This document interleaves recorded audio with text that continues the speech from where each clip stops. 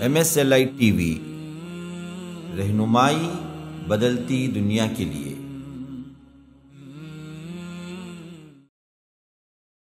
محرم کے 10ویں دن کو عاشورہ کہتے ہیں، اور اتفاق سے جب اللہ کے نبی صلی اللہ علیہ وسلم مدینہ جب تشریف لائے تھے، اس وقت آپ نے دیکھا مدینہ میں یہودی جو ہے 10 محرم کو روزہ رکھتے تھے۔ آپ نے پوچھا کس سلسلے میں آپ لوگ روزہ رکھتے ہیں؟ تو انہوں نے بتایا کہ آج وہ مبارک دن ہے کہ جس دن اللہ نے حضرت موسیٰ علیہ السلام کو نجات دی، فرعون کے ظلم سے، فرعون کی زیادتی سے، مظلوم کی حمایت اللہ کی طرف سے ہوئی، ظالم تباہ و برباد ہوا، فرعون غرق ہوا، اور بنی اسرائیل کے لیے نجات کا دن تھا، خوشی کا دن تھا۔ حضرت موسیٰ علیہ السلام نے روزہ رکھا، ہم بھی روزہ رکھتے ہیں۔ یہ سننے کے بعد اللہ کے نبی صلی اللہ علیہ وسلم فرمایا، نحن احق بموسیٰ منکم، ہم جو ہے موسیٰ علیہ السلام کی پیروی کرنے کے سلسلے میں تم سے زیادہ ہم حقدار ہیں۔ یقیناً ہم اہل سنت والجماعت دیگر فرقوں کے مقابلے میں معتدل جماعت ہیں۔ جس طرح دیگر مذاہب کے مقابلے میں اسلام ایک معتدل مذہب ہے، اسی طرح اہل سنت والجماعت دیگر گمراہ فرقوں کے مقابلے میں ایک معتدل جماعت ہے، انصاف پسند جماعت ہے۔ نہ ظلم کرتے ہیں، نہ زیادتی کرتے ہیں، نہ افراط اور تفریط کا شکار ہوتے ہیں، بلکہ انصاف کی بات ہمیشہ کرتے ہیں۔ زمانہ گزر گیا، 1400 سال گزر گئے، ان واقعات کے پیچھے ابھی بھی جو ہے سوگ منانا، ابھی بھی جو ہے اسلام کو بدنما انداز میں پیش کرنا، خاص کر کے اسلام کی بدنامی ہے اس میں۔ وہ لوگ دیکھتے ہیں غیر مسلم، اچھا یہ بھی ان کا عبادت کا طریقہ ہے، شاید ہاتھ میں بلیڈ لو، چھاتی پہ مارو، پیٹھ پہ مارو، آگ پہ کود جاؤ، باقاعدہ جو ہے ماتم کے جلوس نکالو، نعوذ باللہ۔ اسلام اس سے بری ہے، ہماری ہر بری حرکت سے اسلام کا نام بدنام ہوتا ہے، یہ یاد رکھیے۔ الحمدللہ نحمده ونستعینه ونستغفره ونؤمن به ونتوکل علیہ ونعوذ باللہ من شرور انفسنا ومن سیئات اعمالنا من يهده الله فلا مضل له ومن يضلل فلا هادي له وأشهد أن لا إله إلا الله وحده لا شريك له وأشهد أن محمدًا عبده ورسوله أرسله بالحق بشيرا ونذيرا وداعيا إلى الله بإذنه وسراجا منيرا أما بعد فإن خير الحديث كتاب الله وخير الهدي هدي محمد صلى الله عليه وسلم وشر الأمور محدثاتها وكل محدثة بدعة وكل بدعة ضلالة وكل ضلالة في النار فأعوذ بالله السميع العليم من الشيطان الرجيم إن عدة الشهور عند الله 12 شهرا في كتاب الله يوم خلق السماوات والأرض منها 4 حرم وعن أبي هريرة رضي الله عنه قال قال رسول الله صلى الله عليه وسلم أفضل الصلاة بعد الفريضة صلاة الليل وأفضل الصيام بعد رمضان صيام شهر الله المحرم رواہ مسلم۔ تمام تعریفیں اس اللہ کے لیے جس نے ہمیں مسجد سلام میں جمع ہو کر جمعے کی نماز قائم کرنے کی توفیق عنایت بخشی۔ اللہ کا لاکھ لاکھ شکر اور احسان ہے، جس کے فضل و کرم سے ہی ہر اچھا کام پورا ہوتا ہے۔ الحمدللہ الذی بنعمتہ تتم الصالحات۔ درود و سلام ہو اللہ کے نبی صلی اللہ علیہ وسلم پر، آپ کے صحابہ کرام، تابعین اور تبع تابعین سے اللہ راضی ہو۔ اللہ تعالیٰ ان سب کے خدمات جلیلہ قبول فرمائے اور انہیں جنت نصیب فرمائے، اور ہمیں بھی اس دنیا میں رہ کر دار البقاء کے لیے کچھ نیک عمل کرنے کی توفیق عنایت فرمائے۔ محترم حضرات، اللہ کا لاکھ لاکھ شکر اور احسان ہے، جس کے فضل و کرم سے ہمیں ماہ محرم میں اللہ کی عبادت کا موقع ملا، جمعہ قائم کرنے کا موقع، اور وہ بھی مسجد سلام، جس کے لیے اللہ والوں نے، مخلصوں نے بڑی محنتیں کی۔ اللہ ان کی محنتوں کو، ان کے عطیہ جات کو اللہ قبول فرمائے اور انہیں جنت نصیب فرمائے۔ جو حضرات بھی اس مسجد کی تعمیر میں جو بھی حصہ لے کر شریک ہوئے، اللہ اسے قبول فرمائے، اس کے عوض میں اللہ بہتر سے بہتر بدلہ عنایت فرمائے۔ ابھی آپ کے سامنے خطبہ مسنونہ کے بعد سورہ توبہ کی آیت کا ایک حصہ، مسلم شریف کی ایک حدیث آپ کے سامنے رکھا۔ آیت کریمہ میں اللہ نے ارشاد فرمایا، بے شک مہینوں کی گنتی اللہ کے پاس 12 ہیں، جس دن سے اللہ نے آسمان بنائے، زمین بنایا۔ ان 12 مہینوں میں سے 4 مہینے محترم مہینے، حرمت والے مہینے ہیں۔ حضرت ابو ہریرہ رضی اللہ عنہ کی ایک حدیث میں اللہ کے نبی علیہ الصلاۃ والسلام نے ارشاد فرمایا، نمازوں میں، خاص کر فرض نمازوں میں، فرض نمازوں کی اہمیت کے بعد ان نمازوں کے اندر، فرض نمازوں میں جو اہم ترین نماز ہے وہ تو فرض نمازیں ہیں ہی اپنی جگہ پر، ان نمازوں میں فرض نمازوں کے بعد نفل نمازوں کی بڑی اہمیت ہے۔ افضل نماز اگر ہے فرض کے بعد تو فرمایا کہ صلاۃ اللیل، تہجد کی بڑی اہمیت ہے۔ پھر فرمایا کہ ماہ رمضان کے روزوں کی اہمیت اپنی جگہ پر ہے۔ ماہ رمضان کے روزوں کے بعد نفل روزوں کی اگر اہمیت ہے زیادہ تو خاص کر ماہ محرم کے روزے ہی، نفل روزے ہی فرمایا اللہ کے نبی صلی اللہ علیہ وسلم نے۔ اللہ کے فضل و کرم سے ماہ محرم شروع ہوا تو یہاں جو ہے چند تاریخی شرعی نقطہ نظر سے جو باتیں جاننے کی ضروری ہیں، جاننا ضروری ہے، اس کی طرف اشارہ کرتا ہوں۔ پہلی بات یاد رکھیے، مہینوں کی گنتی اللہ کی طرف سے، مہینوں کا نام اللہ کی طرف سے، یہ سب اللہ نے پہلے سے ہی جب سے آسمان زمین بنایا اس وقت سے ہی مہینوں کی گنتیاں بھی اللہ نے مقرر کر دیے۔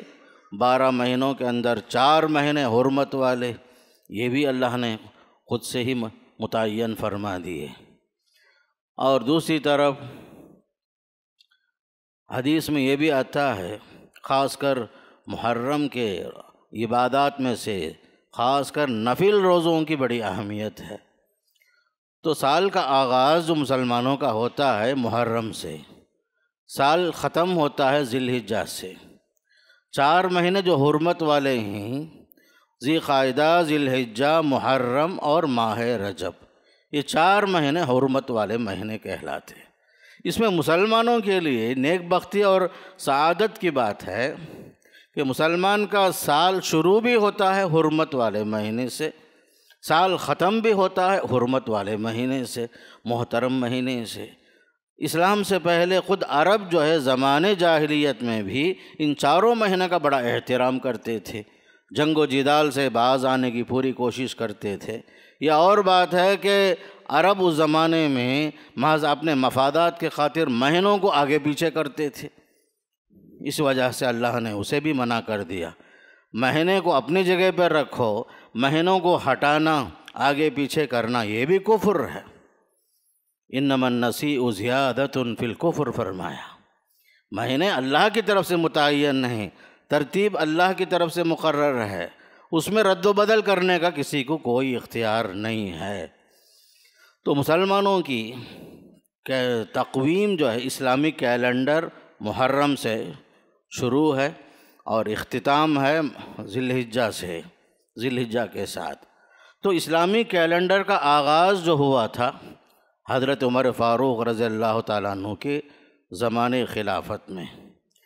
حضرت عمر رضی اللہ عنہ نے مشورہ کیا، ہر ایک کے پاس ایک ایک تاریخ ہے، ہمارے پاس بھی ایک کیلنڈر ہونا چاہیے۔ مشورے ہوئے، مختصراً حضرت علی کرم اللہ وجہہ کا مشورہ قابل قبول ہوا۔ حضرت علی نے فرمایا کہ ہماری تاریخ جو ہے ہجرت کے بعد سے ہی ہونا چاہیے، ہجرت کو ہم ٹرننگ پوائنٹ بنائیں، اور ہجرت جو ہے آغاز ہے خاص کر اسلام کے ترقی کا۔ مسلمانوں کو جو عزت ملی ہجرت کے بعد ملی، اسلام جو پھیلا، فتوحات کا سلسلہ جو وسیع ہوا، مسلمانوں کو باجماعت نماز پڑھنے کی اجازت، اذان کی اجازت سب مدینے میں ہوئی۔ جمعہ قائم جو کیے تھے مدینے میں کیے تھے۔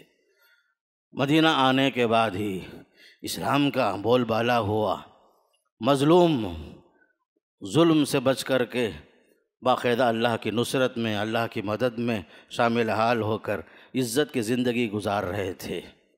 جبکہ مکے میں جب تک تھے مظلوم تھے، ان پر ظلم ہوا، محکوم تھے، انہیں قرآن زور سے پڑھنے کی بھی اجازت نہیں تھی۔ بلند آواز سے قرآن پڑھنا یہ بھی ایک ظلم تھا اس زمانے میں۔ الغرض جب ہجرت ہوئی، اسلام کا بول بالا ہوا، اسلام کے لیے ترقی کے راستے کھلے، نصرت الہی کے لیے سمجھیے کہ سن 2 ہجری سے ہی فتوحات کا سلسلہ شروع ہو گیا۔ مسلمانوں کو عزت ملی، غلبہ ملا، محکوم قوم حاکم بنتے چلے گئی، اور ضعیف جو ہے ہمیشہ ضعیف نہیں رہتا۔ ہجرت کے بعد یہ بات سب کے لیے واضح ہو گئی، جو کمزور ہے وہ ہمیشہ کمزور نہیں رہتا، جو ظالم ہے اس کا ظلم ہمیشہ نہیں چلتا، ظلم کے لیے ایک آخری انتہا ضرور ہے۔ تو آخر کار ہجرت کے بعد ہی اسلام کی ترقی ہوئی۔ اس لیے خاص کر حضرت علی کرم اللہ وجہہ کے مشورے سے ہجرت کو بنیاد بنا کر اسلامی تاریخ جو ہے ہجری کیلنڈر کے نام سے شروع کیے تھے حضرت عمر کے زمانے میں۔ پھر اسلام میں خاص کر اسلامی جو کیلنڈر ہے اس کی بڑی اہمیت ہے عبادات کے اندر۔ عیدین کا معاملہ چاند سے ہی ہے، عیدین کا معاملہ، عبادات کا معاملہ، معاملات کے اندر بھی خاص کر کے عورتوں کے جو مسائل ہیں، عدت کے مسائل، بیواؤں کی عدت، مختلع خلا لینے والی عورت کی عدت، مطلقہ کی عدت، ساری جو عبادتیں ہیں مسلمانوں کے جو مسائل ہیں چاند سے متعلق ہیں۔ اس لیے اسلامی کیلنڈر کی بڑی اہمیت ہے، اسلامی عبادات میں بھی اور اسلامی تاریخ کے اندر بھی۔ اب جو ہے خاص کر محرم کے ساتھ ساتھ لوگوں کے ذہن میں یہ آتا ہے عاشورہ۔ عاشورہ کا مطلب کیا ہے؟ عاشورہ جو ہے 10 محرم کو کہتے ہیں، عشرہ سے عاشورہ ہے، 10واں دن، محرم کے 10ویں دن کو عاشورہ کہتے ہیں۔ اور اتفاق سے جب اللہ کے نبی صلی اللہ علیہ وسلم مدینہ جب تشریف لائے تھے اس وقت آپ نے دیکھا مدینے میں یہودی جو ہے 10 محرم کو روزہ رکھتے تھے۔ آپ نے پوچھا کس سلسلے میں آپ لوگ روزہ رکھتے ہیں؟ تو انہوں نے بتایا کہ آج وہ مبارک دن ہے کہ جس دن اللہ نے حضرت موسیٰ علیہ السلام کو نجات دی، فرعون کے ظلم سے، فرعون کی زیادتی سے، مظلوم کی حمایت اللہ کی طرف سے ہوئی، ظالم تباہ و برباد ہوا، فرعون غرق ہوا، اور بنی اسرائیل کے لیے نجات کا دن تھا، خوشی کا دن تھا۔ حضرت موسیٰ علیہ السلام نے روزہ رکھا، ہم بھی روزہ رکھتے ہیں۔ یہ سننے کے بعد اللہ کے نبی صلی اللہ علیہ وسلم فرمایا نحن احق بموسیٰ منکم، ہم جو ہے موسیٰ علیہ السلام کی پیروی کرنے کے سلسلے میں تم سے زیادہ ہم حقدار ہیں، اس لیے کہ ہم سب کا دین ایک ہی ہے۔ وہ بھی دین اسلام لے کر آئے تھے، ہم بھی جو دین اسلام ہی کے مبلغ ہیں۔ شریعتیں بدلتی ہیں، دین ایک ہی رہتا ہے، ہر نبی کا دین ایک ہی ہے، شریعتیں بدلتی ہیں، احکامات بدلتے ہیں۔ تو پھر آپ نے روزہ رکھا۔ پھر اس کے بعد جب دیکھے یہودیوں کی مخالفت بھی ہمارے دین میں ضروری ہے، تب آپ نے فرمایا کہ بھائی اگر میں آئندہ سال زندہ رہا تو یہودیوں کی مخالفت میں 9 محرم کو بھی روزہ رکھوں گا، لأصومن التاسع فرمایا۔ اتفاق سے موقع نہیں آیا، آپ کی وفات ہو گئی دوسرے سال۔ لیکن علماء کے لیے خاص کر ان حدیثوں کی روشنی میں علماء کے پاس سب سے بہتر رائے یہ ہے کہ آپ اگر 10 محرم کے ساتھ ساتھ 9 کو بھی روزہ رکھ لیتے ہیں یہ بھی اچھا ہے، یا 10 اور 11 روزہ رکھ لیتے ہیں وہ بھی بہتر ہے، یا کم سے کم ایک دن ہی صحیح عاشورہ کا بھی روزہ رکھتے ہیں اس کی بھی گنجائش ہے۔ اب اس کی فضیلت کیا ہے؟ حدیث میں آتا ہے 1 سال کے گناہ معاف ہو جاتے ہیں۔ تو عاشورہ کا مطلب ہے 10 محرم، جس میں حضرت موسیٰ علیہ السلام کو نجات ملی، فرعون تباہ ہوا، فرعون کی سرکشی ختم ہوئی، فرعون اور فرعون جیسے ظالموں کے لیے عبرتناک دن تھا وہ۔ ایک ہی دن ایک قوم کی تباہی کا دن تھا، وہی دن دوسری قوم کے لیے خوشی کا دن تھا، اور ایک سبق تھا ہمارے لیے، صبر کا پھل میٹھا ہوتا ہے، صبر کا پھل میٹھا ہوتا ہے، اور ظالم کو اللہ جب مہلت دیتا ہے تو ہمیشہ کے لیے نہیں دیتا۔ ان اللہ لیملی للظالم، حدیث میں آتا ہے اللہ ظالم کو مہلت ضرور دیتا ہے، حتیٰ اذا اخذہ لم یفلت، اللہ جب پکڑ لیتا ہے، پکڑنے کا وقت جب آتا ہے، پھر اس کے بعد وہ بچ نہیں سکتا اللہ کی پکڑ سے، اللہ کی گرفت سے کوئی بچ نہیں سکتا۔ اس لیے یاد رکھو، ظلم ظلم ہی ہے، ظلم کا انجام برا ہوتا ہے، اور مظلوم ہمیشہ مظلوم نہیں ہوتا۔ اللہ کے قانون میں سب کے لیے ایک دن ایسا ہے جس میں وہ خوشی ضرور مناتے ہیں، تو مظلوم کی حمایت ضرور ہوتی ہے دنیا میں بھی۔ سب سے اہم سبق یہاں یہ ہے، مظلوم کے لیے ایک دن ضرور آتا ہے، وہ دنیا میں ہی خوش ہوتا ہے اور اس کی حمایت ہوتی ہے، یہ اللہ کا وعدہ ہے۔ اِنَّا لَنَنصُرُ رُسُلَنَا وَالَّذِينَ آمَنُوا فِي الْحَيَاةِ الدُّنْيَا، ہم رسولوں کی مدد کریں گے، ایمان والوں کی مدد کریں گے اس دنیا میں، یہ اللہ کا وعدہ ہے۔ الغرض عاشورہ کا مطلب یہ ہوا۔ دوسری طرف حضرت حسین رضی اللہ عنہ کی شہادت بھی اتفاق سے اسی دن ہوئی تھی، تو لوگ سمجھتے ہیں عاشورہ اور شہادت حسین، ایسا نہیں ہے۔ عاشورہ کا تعلق بنی اسرائیل کی قوم سے ہے، اتفاق سے وہ دن وہ واقعہ جو پیش آیا، حضرت حسین رضی اللہ عنہ کی شہادت جو ہوئی تھی کربلا میں، اتفاق سے وہ دن ہوا تھا، ورنہ اس کی وجہ سے وہ دن جو ہے کوئی خاص اہمیت کا حامل نہیں ہے، ورنہ اہمیت تو یہ ہے فرعون کی تباہی، حضرت موسیٰ علیہ السلام کی نجات، عاشورہ یوم عاشورہ کو ہوا تھا۔ لیکن دوسری طرف لوگ یہ سمجھتے ہیں کہ عاشورہ اور شہادت حسین دونوں جو یہ ایک واقعہ ہے بول کر، یہ ایک اتفاق سے حضرت حسین رضی اللہ عنہ کی شہادت ہوئی تھی 10 محرم کو۔ یہ ایک بات میں واضح کر دیتا ہوں، یقیناً ہم اہل سنت والجماعت دیگر فرقوں کے مقابلے میں معتدل جماعت ہیں، جس طرح دیگر مذاہب کے مقابلے میں اسلام ایک معتدل مذہب ہے، اسی طرح اہل سنت والجماعت دیگر گمراہ فرقوں کے مقابلے میں ایک معتدل جماعت ہے، انصاف پسند جماعت ہے، نہ ظلم کرتے ہیں، نہ زیادتی کرتے ہیں، نہ افراط اور تفریط کا شکار ہوتے ہیں، بلکہ انصاف کی بات ہمیشہ کرتے ہیں۔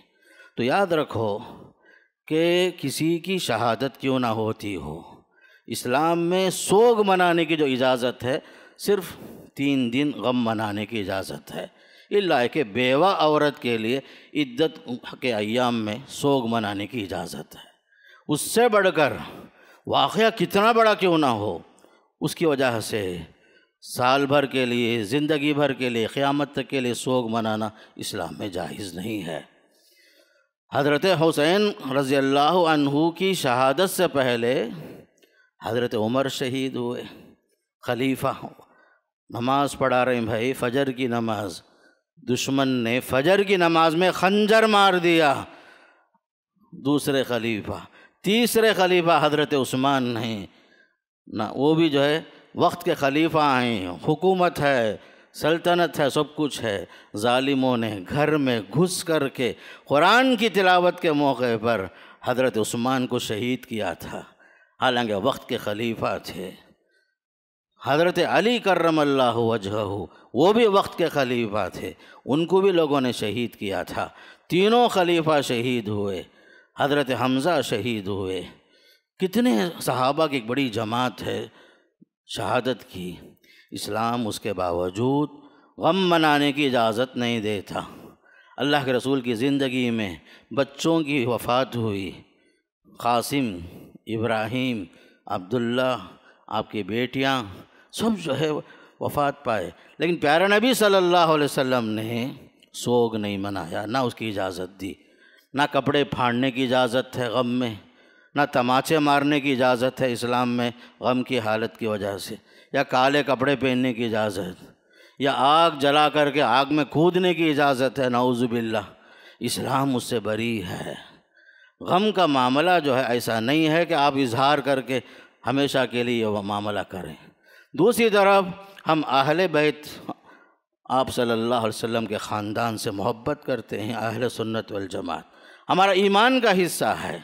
نبی سے محبت، آپ کے خاندان سے محبت، جیسا کہ صحیح حدیث آتی ہے، سیدہ شباب اہل الجنہ حسن اور حسین رضی اللہ عنہما جنت کے نوجوانوں کے سردار ہیں، فرمایا یہ سب اپنی جگہ میں آپ صلی اللہ علیہ وسلم سے عقیدت، محبت، آپ کے خاندان سے محبت ہمارا ایمان کا حصہ ہے۔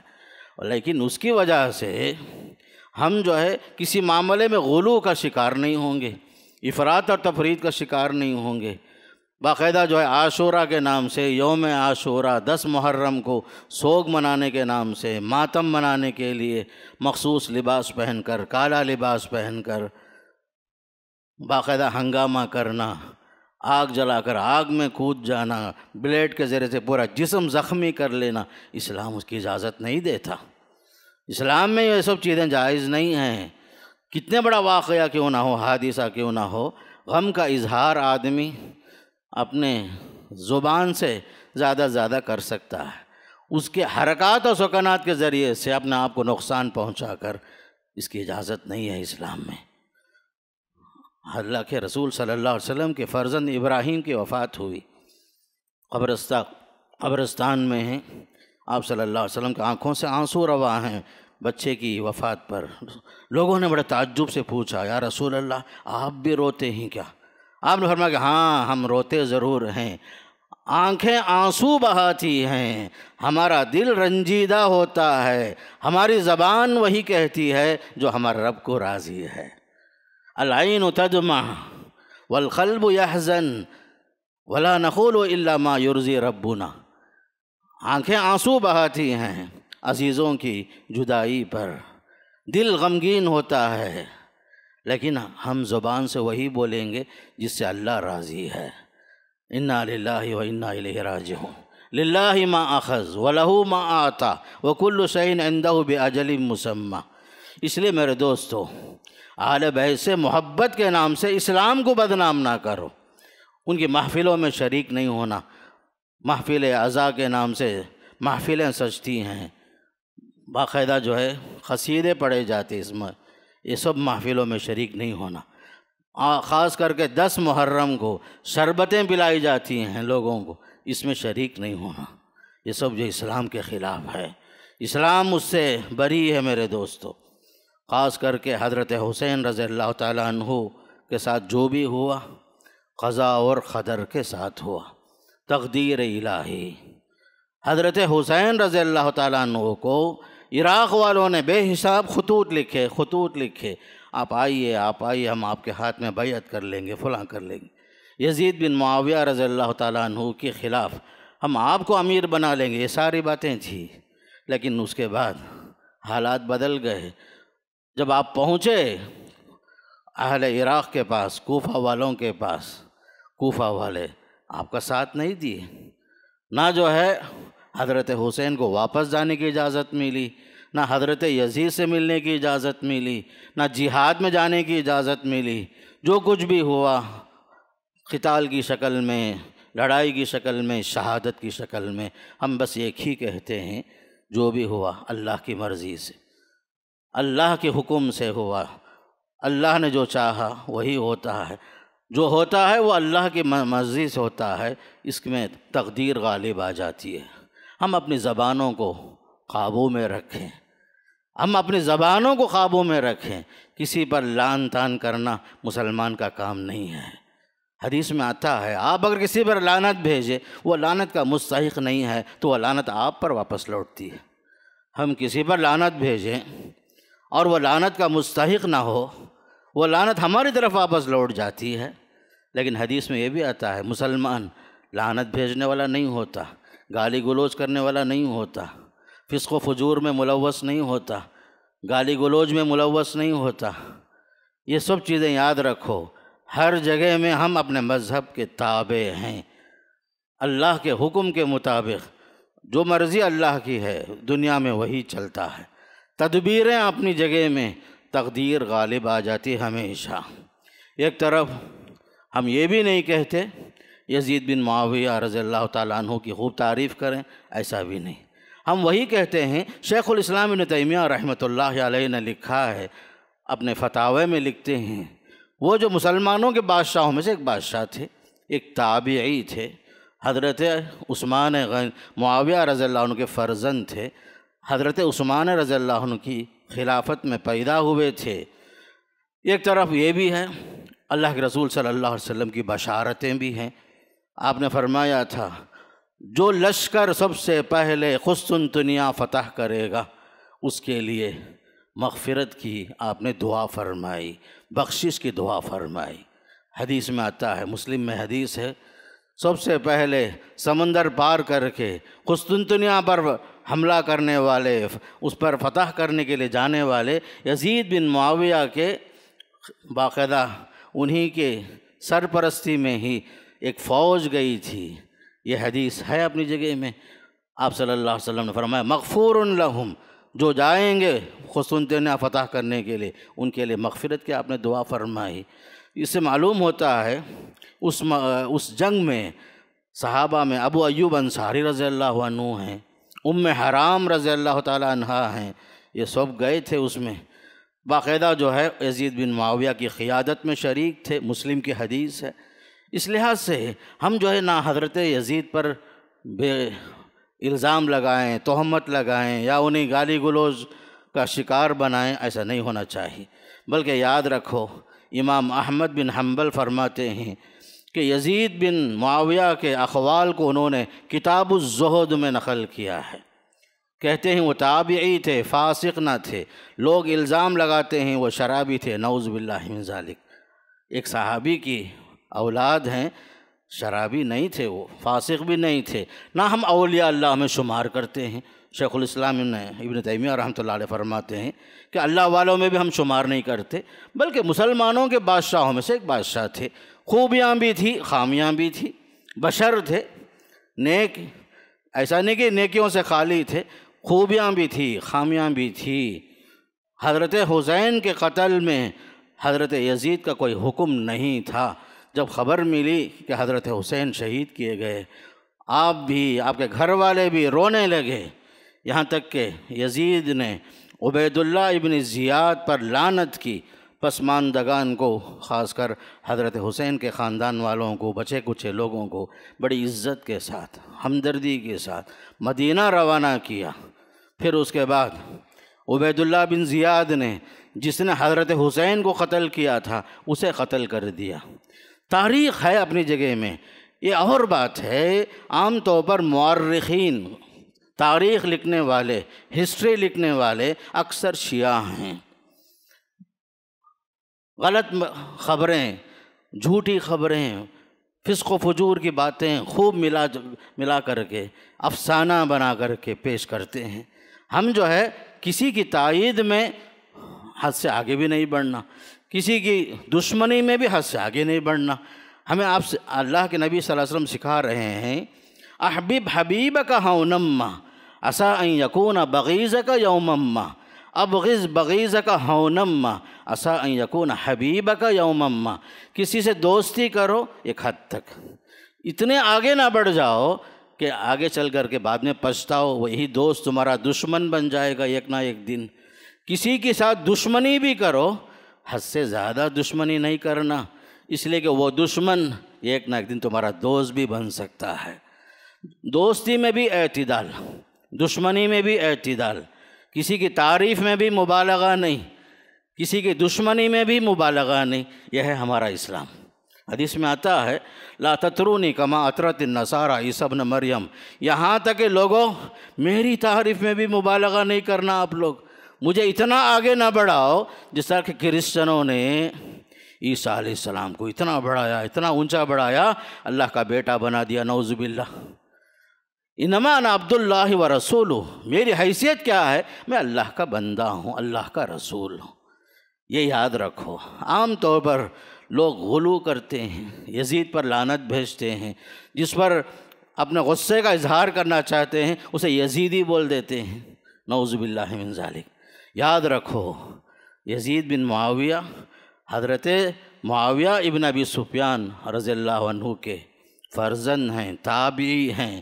اس کے علاوہ مجھے یہ بات بہت پسند آئی، ہمارے علماء لکھتے ہیں اس دور میں فتنے کا زمانہ تھا، اللہ نے آپ کو بچا لیا، آپ کی تلواروں کو بچا لیا، کیوں نہیں آپ اپنی زبان کو اس معاملے میں ملوث کرنے سے احتیاط کا دروازہ کیوں نہیں اپناتے؟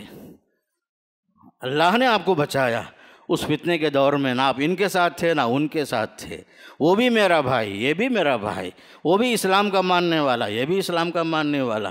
کچھ اجتہادات ہوئے، اجتہاد میں کچھ غلطیاں ہوئی۔ حضرت حسین جب جا رہے تھے عراق کو، اس وقت بڑے بڑے اکابر صحابہ رضوان اللہ علیہم نے روکا، کہا بھائی مت جاؤ، عراق والے کبھی جو ہے وفاداری نہیں کرتے، تمہارے باپ کے ساتھ انہوں نے وفاداری نہیں کی، الکوفی لا یوفی، کوفہ والا کبھی وفاداری نہیں کرتا۔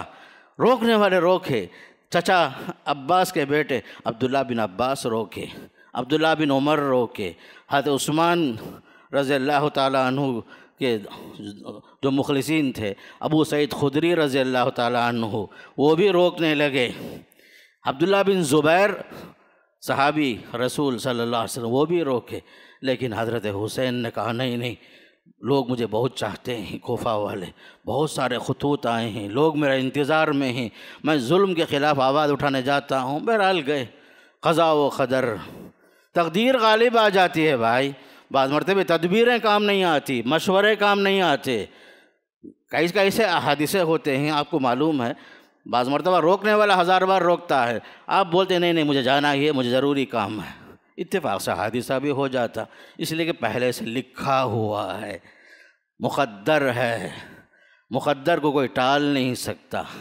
جو مقدر ہے اسے کوئی ٹال نہیں سکتا۔ اس لیے میرے دوستو زمانہ گزر گیا، 1400 سال گزر گئے، ان واقعات کے پیچھے ابھی بھی جو ہے سوگ منانا، ابھی بھی جو ہے اسلام کو بدنما انداز میں پیش کرنا، خاص کر کے اسلام کی بدنامی ہے اس میں۔ وہ لوگ دیکھتے ہیں غیر مسلم، اچھا یہ بھی ان کا عبادت کا طریقہ ہے شاید، ہاتھ میں بلیڈ لو، چھاتی پہ مارو، پیٹھ پہ مارو، آگ پہ کود جاؤ، باقاعدہ جو ہے ماتم کے جلوس نکالو، نعوذ باللہ۔ اسلام اس سے بری ہے، ہماری ہر بری حرکت سے اسلام کا نام بدنام ہوتا ہے، یہ یاد رکھیے۔ ہم مسلمان ہیں، اسلام کے سچے داعی ہیں، اسلام کے مبلغ ہیں، ہماری کسی حرکت کی وجہ سے اسلام بدنام ہو یہ عمل جائز نہیں ہے۔ اس لیے میرے دوستو یہ محترم مہینہ ضرور ہے، اس کی حرمت کا لحاظ رکھو، روزے رکھو، خاص کر کے غم منانے والوں کے ساتھ آپ کا اٹھنا بیٹھنا نہیں ہونا چاہیے۔ عبادت ہے، عبادت وہی ہے جو اللہ اس کے رسول نے بتایا، آپ صلی اللہ علیہ وسلم نے کر کے بتایا۔ ہم پر کیا واجب ہے؟ آخر میں ایک بات یہ بھی بتاؤں، واقعات ہوئے، میں یہاں ججمنٹ کے لیے تیار نہیں ہوں، نہ میں قاضی ہوں، نہ آپ قاضی ہیں، نہ کوئی فیصلہ ہم کریں گے، جو ہوا اللہ کے مرضی کے مطابق ہوا، اللہ فیصلہ کرے گا قیامت کے دن۔ میرا اور آپ پر کیا، میرا اور آپ کا جو عمل ہے، ایمان ہے، معاملہ ہے، ہم پر جو واجب ہے وہ یہ ہے، ربنا اغفر لنا ولاخواننا الذین سبقونا بالایمان۔ آپ دعا کریں، پروردگارہ مجھے معاف کر، ہم سب کو معاف کر، ہمارے ان بھائیوں کو معاف کر، الذین سبقونا بالایمان، جو ہم سے پہلے ایمان لائے، اسلام کے لیے قربانیاں پیش کیے، ان سے چھوٹی موٹی غلطیاں بھی ہوئی، اے اللہ اسے معاف کر دے۔ یہ ہمارا فریضہ ہے، ہم جو ہے بعد والے ہیں، ہم اپنے سے پہلوں پر لعنت بھیجنے کے بجائے یہ کریں، ربنا اغفر لنا ولاخواننا الذین سبقونا بالایمان۔ اور ایک چیز یاد رکھو، تلک امۃ قد خلت لہا ما کسبت ولکم ما کسبتم، وہ امتیں ہیں گزر چکی ہیں، ان کا عمل ان کے ساتھ ہے، تمہارا عمل تمہارے ساتھ ہے۔ ولا تسألون عما كانوا يعملون، گزشتہ لوگوں کے اعمال کے بارے میں تم سے سوال نہیں ہوگا، ان لوگوں نے کیا کیا، کیسا کیا، کیوں کیا، آپ سے یہ سوال نہیں ہوگا۔ جب یہ چیز ہے، ہم اپنے آخرت کو کیوں برباد کریں، اپنا دین کو، اپنے عقیدے کو، اپنے عمل کو کیوں برباد کریں؟ اسلام کو کیوں بدنام ہونے دیں؟ ایسا عمل کیوں کریں جس سے اسلام بری ہو؟ اس لیے خاص کر یاد رکھو، اسلام کا پیغام سیدھا سادہ سچا پیغام ہے، حقیقت پر مبنی ہے۔ تاریخی حقائق سے سبق ضرور لینا چاہیے۔ وہ غلطیاں ہمیں نہیں کرنا ہے جو ہمارے اسلاف نے کیا ہو، وہ کام ضرور کرنا ہے جس سے اسلام کی ترقی ہوتی ہو، اسلام آگے بڑھتا ہو، یہ کام ہمیں ضرور کرنا ہے۔ وہ غلطیاں دہرانے کی اجازت نہیں ہے جو ہمارے اسلاف نے کیا ہو۔ اسی لیے تو یہ آیت ہمیں سبق سکھا رہی ہے۔ دعا پڑھو، ربنا اغفر لنا ولاخواننا الذین سبقونا بالایمان ولا تجعل فی قلوبنا غلا للذین آمنوا۔ پروردگار ہمارے دلوں میں ان لوگوں کے لیے کینہ کپٹ دل میں پیدا نہ کر۔ ولا تجعل فی قلوبنا غلا للذین آمنوا، اہل ایمان کے خلاف میرے دل میں کینہ کپٹ نہ ہو اے پروردگار۔ کتنی پیاری دعا ہے۔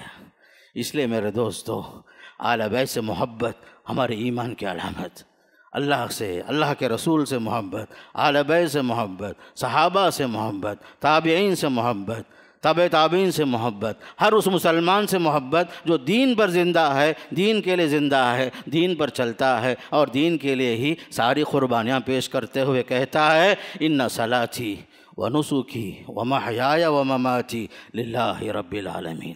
میری نماز، میری قربانی، میرا جینا مرنا سب کچھ اللہ کے لیے، رب العالمین کے لیے ہے، لا شریک لہ۔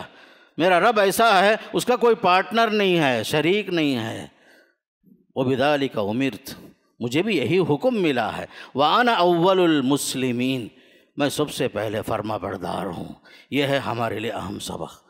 ہم جو ہے اپنے اسلاف کے لیے ہمیشہ دعائے خیر کریں اور اپنے اسلاف کے صحیح نقش قدم پر چلنے کے لیے اللہ سے توفیق مانگیں، اللہ سے دعا گو ہوں، پروردگار مجھے بھی آپ کو بھی اسلام کو صحیح سمجھ کر اسلام پر چلنے کے اللہ توفیق نصیب بخشے۔ اللہ جب تک رکھے ایمان کے ساتھ عمل صالح کی توفیق ہو، خاتمہ بالخیر نصیب ہو، ہر عمل اللہ کے لیے کرنے کی توفیق نصیب ہو۔ جب ہم دنیا سے رخصت ہوں اللہ ہم سے راضی ہو، ہم اللہ سے راضی ہوں۔ وصلی اللہ علی نبینا محمد والحمد للہ رب العالمین۔ الحمد للہ نحمده ونستعینه ونستغفره ونؤمن به ونتوکل علیہ ونعوذ باللہ من شرور انفسنا ومن سیئات اعمالنا، من يهده الله فلا مضل له ومن يضلل فلا هادي له، وأشهد أن لا إله إلا الله وحده لا شريك له، وأشهد أن محمدًا عبده ورسوله أرسله بالحق بشيرا ونذيرا وداعيا إلى الله بإذنه وسراجا منيرا. أما بعد، فأعوذ بالله من الشيطان الرجيم. إن الله وملائكته يصلون على النبي يا أيها الذين آمنوا صلوا عليه وسلموا تسليما. اللهم صل على محمد وعلى آل محمد كما صليت على إبراهيم وعلى آل إبراهيم إنك حميد مجيد. اللهم بارك على محمد وعلى آل محمد كما باركت على إبراهيم وعلى آل إبراهيم إنك حميد مجيد. اللهم أعز الإسلام والمسلمين واخذل الكفرة والمشركين ودمر أعداءك أعداء الدين. اللهم انصر من نصر الدين. ربنا آتنا في الدنيا حسنة وفي الآخرة حسنة وقنا عذاب النار. ربنا اغفر لنا ولإخواننا الذين سبقونا بالإيمان ولا تجعل في قلوبنا غلا للذين آمنوا ربنا إنك رؤوف رحيم. توفنا مسلمين والحقنا بالصالحين غير خزايا ولا مفتونين. عباد الله، اذكروا الله يذكركم وادعوه يستجب لكم ولذكر الله تعالى أكبر والله يعلم ما تصنعون. السلام علیکم ورحمۃ اللہ وبرکاتہ. معزز بھائیو، 7 اگست بروز اتوار بعد نماز مغرب تا عشاء ہمارے اسی مسجد السلام میں فضیلت الشیخ حافظ جاوید عثمان ربانی حفظہ اللہ کا ماہ محرم کی آمد پر خصوصی خطاب واقع کربلا مسخ شدہ حقائق کی روشنی میں، یہ اہم عنوان ہے. آپ حضرات سے گزارش ہے کہ شریک ہونے کی کوشش کریں خواتین کے لیے بھی پردے کا معقول انتظام کیا گیا ہے۔ اللہ تعالیٰ سے دعا ہے کہ اللہ تعالیٰ ہمیں ہر کار خیر میں آگے بڑھنے کی توفیق نصیب کرے، آمین۔ السلام علیکم ورحمۃ اللہ وبرکاتہ۔